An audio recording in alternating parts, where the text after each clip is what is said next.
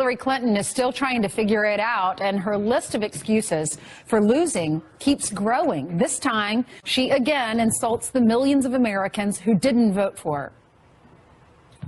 I won the places that are optimistic, diverse, dynamic, moving forward, and his whole campaign, Make America Great Again, was looking backwards.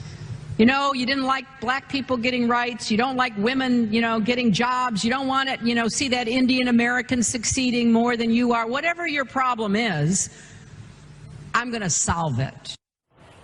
Here to debate is Director of Urban Engagement for Turning Point USA, Candace Owens, and Fox News contributor and 2008 Clinton campaign advisor, Jehmu Greene. Thank you, ladies, for being with us. Thank you for having us. You're welcome. Candace, I'll start with you. Did you find her comments offensive? I mean, she said that if you're a Republican, you're looking backwards.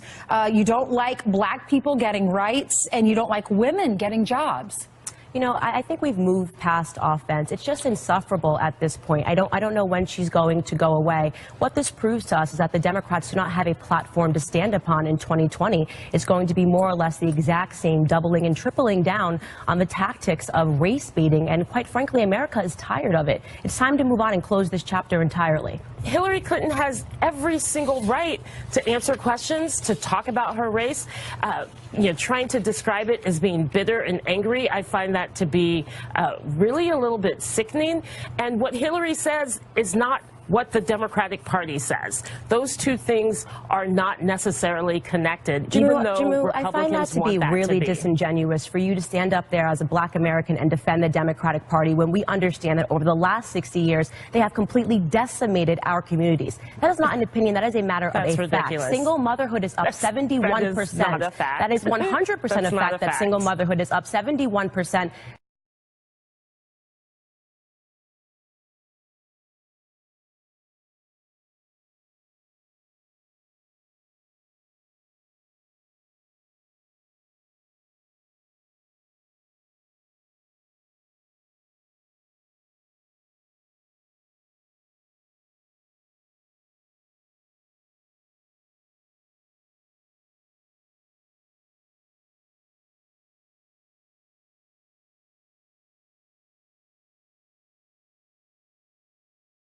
Since the 1960s, we also see that in every major area, urban areas where you guys have a stronghold, our communities are decimated, okay? We have high crime rates. We have black people dying and killing one another. So I find your entire platform here to be completely disingenuous, okay? Donald Trump represents the very first opportunity for black Americans to jump off of this ideological slave ship that is the Democratic Party. And quite frankly, you should be ashamed that you're over here laughing at what our community is going through. I won't put up with that. That's ridiculous. I'm laughing at your lies. Those aren't lies. Those are facts. Facts are not lies, Jehmu. Facts are not lies. 71% is the single motherhood rate. To this discussion, you just want her to go away. It's actually that's a joke. And, Jehmu, it's not just Republicans saying that. So, Jehmu, I want to read you this. Patty Solis Doyle, she worked on the campaign as well. I'm sure you know her. So she's now saying Hillary Clinton, by making these comments in India, is putting Democrats in a tough position, that now Democrats have to distance themselves from her remarks and from her. Do you agree with that? Do you think it's time for Democrats to separate themselves from Hillary Clinton? Absolutely they should, but they're not going to, because they have the exact same messaging as her, which is that they hate Trump. There is no other platform that they are standing on because none of their policies make sense. Ridiculous. And unfortunately, Jehmu Greene, you keep calling this ridiculous, but the only thing that is ridiculous is that people like you, like Al Sharpton, like Jesse Jackson, continue to sell out our community, which has been hurt over the years by Democratic policies. Absolutely 100%. It is time to move on from the Democratic narrative as black Americans entirely. All right, Jehmu, this is the party that is going to make sure that when you've got white supremacists marching in the street, you're not sitting there saying that they're good people amongst them. Okay. Who is the party that has been there for them? All emotion, no logic protect here. Social Security and Medicare. These are the things that drive those votes for the party. She has no message whatsoever here. Candace, Jehmu, thanks so much for coming on with us. We'll have to have you on again. Here to debate is Fox News contributor Jessica Tarlov, who is the senior director Director of Research for Bustle.com, and the Communications Director for Turning Point USA, Candace Owens. Good morning, ladies. Good to have you with us. Good morning, Abby. Good morning. I think we can all agree that things have gotten ugly. It has become so hateful. It's become so divisive. Candace, is there a double standard with women on the right, you think?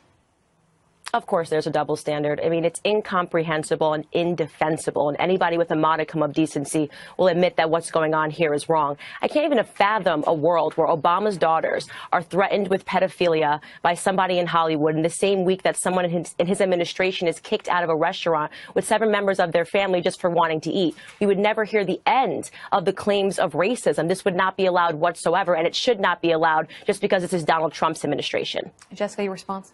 My response is that there are 2 issues at play here. There's the civility issue, which is what happened here with Sarah Huckabee Sanders, and I personally don't think that she should have been thrown out of the restaurant. I think you can have a conversation with someone about the beliefs and what this administration is doing without denying them service. We don't deny service to people for immutable characteristics. We can legally on the basis of political affiliation, but I don't think it was constructive and it hurts the debate.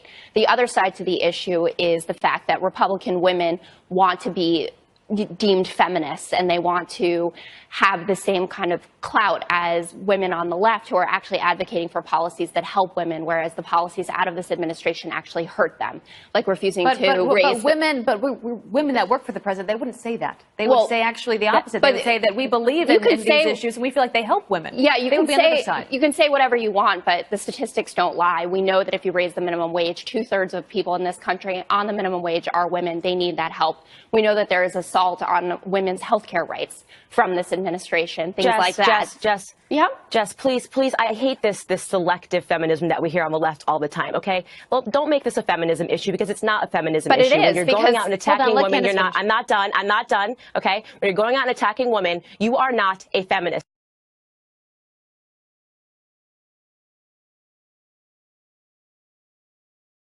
Not defensible whatsoever. And you sit here and you say this because you care about mothers. The basis of this is that people are upset that illegal immigrants are being separated from their mothers. Why don't you refocus some of that energy to the black community? They've been having their families separated. In fact, it's subsidized in the black community. You appreciate single motherhood. You are giving more money to families for fatherless absence. So all of this selective fake outrage when you guys do not have the same defenses for the black community is really lost on me. And it's time's up on this altogether. I think the black community has had enough of you guys being selectively outraged for parents of illegal immigrants, but not for the parents of the black community who have been separated from their family for about 6 decades. All right, and